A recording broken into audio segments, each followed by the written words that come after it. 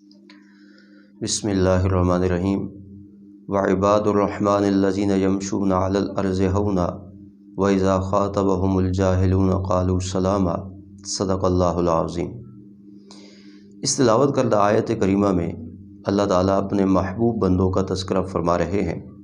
سابقہ آیات میں کفار اور منافقین کا تذکرہ ہے جو اپنے کفر اور نفاق کی وجہ سے اللہ رب الجلال کے ہاں مبغوض ترین لوگ ہیں۔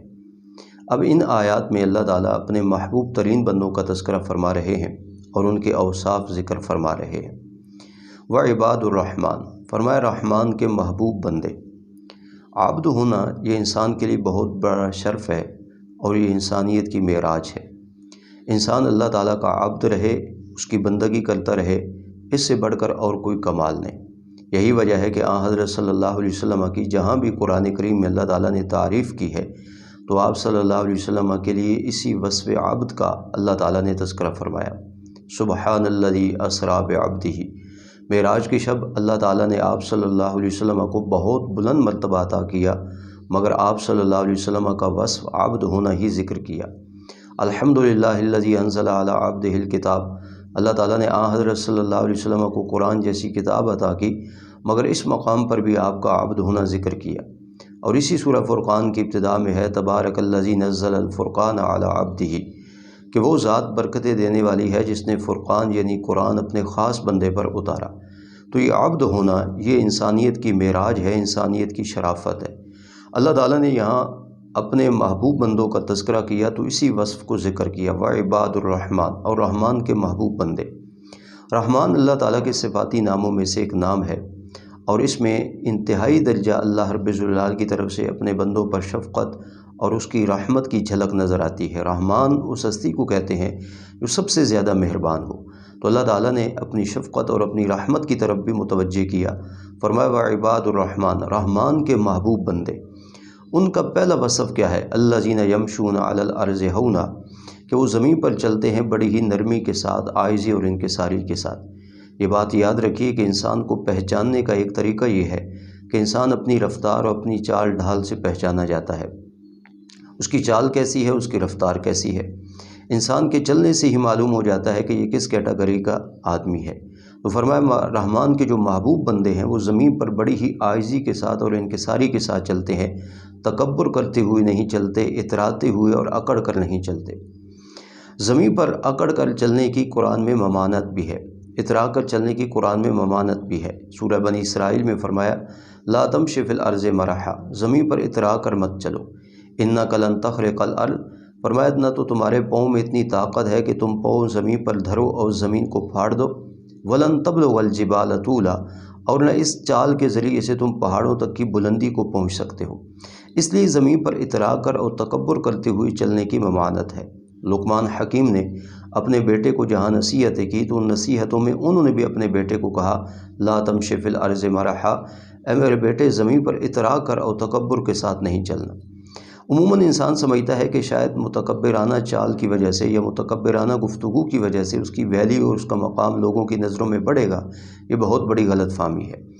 آپ صلی اللہ علیہ وسلم نے فرمایا من تکبر وضعہ اللہ، جو آدمی تکبر کرتا ہے اللہ تعالیٰ اسے گرا دیتا ہے۔ ومن تواضع للہ رفعہ اللہ، اور جو آدمی عاجزی اور انکساری کرتا ہے اللہ تعالیٰ اسے ہی بلند مرتبہ عطا کرتا ہے۔ علماء کرام نے یہ بات ایک مثال سے بھی سمجھائی ہے کہ ایک آدمی بلندی پر کھڑا ہو، نیچے جو لوگ کھڑے ہوتے ہیں بلندی پر کھڑے آدمی کو وہ لوگ چھوٹے دکھائی دیتے ہیں، لیکن نیچے کھڑے لوگوں سے اگر اس آدمی کے بارے میں پوچھا جائے جو بلندی پر کھڑا ہے تو ان نیچے کھڑے لوگوں کی نگاہ میں وہ بھی چھوٹا دکھائی دیتا ہے۔ یہی متکبر آدمی کی مثال اور اس کا حال ہے کہ وہ دوسروں کو حقیر جانتا ہے، مگر جب اس کے بارے میں دوسروں کی رائے لی جائے تو دوسروں کی نظروں میں اس شخص کی بھی کوئی ویلیو نہیں ہوتی۔ تکبر جو ہے وہ اللہ رب الجلال کو قطعاً پسند نہیں۔ اللہ تعالیٰ اپنے بندے کی عاجزی کو پسند کرتا ہے، لہٰذا انسان اپنی گفتگو میں عاجزی اور انکساری کو لائے، اور انسان اپنی چال ڈھال میں عاجزی اور انکساری کو لائے اور تکبر سے دور رہے۔ تو رحمان کے محبوب بندے جو ہیں ان کی پہلی خوبی اور پہلا وصف جو یہاں مذکور ہے وہ یہی ہے کہ وہ اپنی رفتار سے پہچانے جاتے ہیں، وہ بڑی ہی عاجزی اور انکساری کے ساتھ چلتے ہیں۔ دوسرا وصف وَإِذَا خَاطَبَهُمُ الْجَاهِلُونَ قَالُوا سَلَامًا، کہ جب ان کے ساتھ کوئی جاہل اور نادان آدمی بحث کرتا ہے، الجھتا ہے، تو وہ اس نادان اور جاہل آدمی کے ساتھ الجھتے نہیں، باس و تمحیص میں نہیں پڑتے، بلکہ وہ بڑی ہی سلامتی کی بات کہہ کر کے اس سے علیحدہ ہو جاتے ہیں۔ یہ رحمان کے محبوب بندوں کا وصف ہے۔ بہت سارے لوگ ایسے ہوتے ہیں کہ جو جہالت کے مرتبے پر فائز ہوتے ہیں، بڑے ہی نادان ہوتے ہیں، گفتگو کا انہیں ڈھنگ اور سلیقہ نہیں آتا۔ ایسے لوگوں کے ساتھ قطعاً الجھنا نہیں چاہیے، بلکہ انسان کو اپنی شخصیت کے اندر ایسی مضبوطی پیدا کرنی چاہیے کہ وہ دیکھے کہ میرا مخاطب میری بات سننے کے موڈ میں ہے یا نہیں۔ اگر اس کا مخاطب بات سننے کے موڈ میں نہیں ہے تو اس کے ساتھ قطعاً باس و تمحیص نہ کرے، اس کے ساتھ قطعاً نہ الجھے، بلکہ کسی ایسے موقع کی تلاش میں رہے کہ جس میں اس کا مخاطب بات کو سننے کے موڈ میں ہو، تو اس موقع پر اسے پر اثر گفتگو کے ساتھ سمجھانے کی کوشش کرے۔ اس سے معلوم ہوا کہ جو دین کے داعی ہیں اور دین کے جو مبلغ ہیں، ان کو بھی چاہیے کہ وہ دیکھیں کہ آگے جو مخاطب ہے ان کا وہ کس کیٹیگری کا آدمی ہے۔ اگر وہ ضدی ہے، عنادی ہے، جاہل ہے، نادان ہے، شریعت کے امور سے ناواقف ہے، آپ کے مرتبے اور اسٹیٹس سے ناواقف ہے، تو آپ قطعاً اس کے ساتھ الجھی مت، قطعاً آپ اس کے ساتھ بحث نہ کیجیے، بلکہ کوئی سلامتی کی بات کہہ کر کے علیحدہ ہو جائیے۔ ہاں، اس موقع کی تلاش میں رہیے کہ جس میں آپ کی نصیحت اس پر اثر انداز ہو، اور وہ وہی موقع ہو سکتا ہے کہ جب وہ ضد و عناد سے ہٹ کر کے انابت اور جستجو کے ساتھ آپ کی بات سننے کے لیے تیار ہو جائے۔ تو انسان کو چاہیے کہ وہ اپنی شخصیت میں مضبوطی بھی پیدا کرے۔ تو شخصیت کی مضبوطی کی ایک علامت یہ بھی ہے کہ وہ اس چیز کو جج کر سکتا ہو کہ میرا مخاطب وہ میری بات کو کس حد تک لے رہا ہے اور کس حد تک میری بات کو سننے کے لیے وہ تیار ہے۔ اگر مخاطب جاہل اور نادان ہے آپ کے مرتبے سے اور دین کی اس بات سے، تو آپ قطعاً اس کے ساتھ بحث نہ کیجیے، قطعاً اس کے ساتھ مت الجھیے۔ رحمان کے محبوب بندوں کا یہ وصف ہے کہ وہ ایسے لوگوں کے ساتھ، جاہلوں کے ساتھ بحث نہیں کرتے، بلکہ وہ موقع شناسی کو مد نظر رکھتے ہوئے کسی اور موقع کا انتظار کرتے ہیں۔ تو ان کے ساتھ بحث و تمحیص، الجھنا، یہ رحمان کے بندوں کا وصف نہیں ہے۔ یہ دو اوصاف اس آیت کریمہ میں رحمان کے محبوب بندوں کے مذکور ہوئے۔